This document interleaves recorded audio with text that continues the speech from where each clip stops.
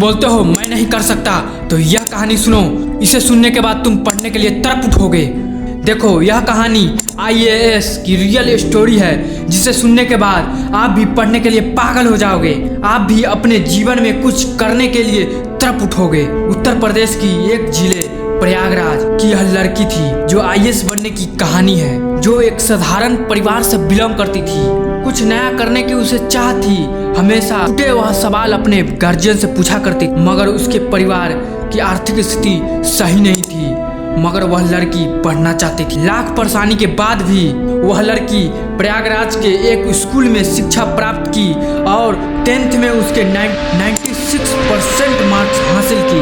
आगे पढ़ने के लिए उसे पैसा नहीं था, उसके गार्जियन पढ़ाना नहीं चाहते थे, मगर वह लड़की हारी नहीं।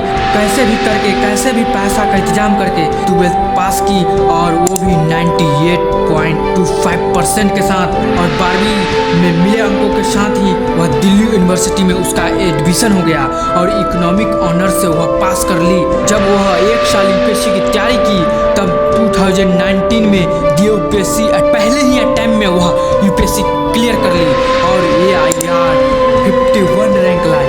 जब वह लड़की लाख परेशानी के बाद भी UPSC क्रैक कर सकती है, तो आप क्यों नहीं कर सकते? अभी कमेंट में लिखो, I will not lose, I will do it। क्या तुम गलती करते हो? तुम हमेशा ही प्लानिंग नहीं बनाते हो और फिर प्लानिंग पूरा नहीं होने के बाद तुम रोने लगते हो। देखो, हमेशा ही तुम प्लानिंग के साथ काम करो, फिर देखना है और फिर तुम कैसे आगे बढ़ते हो।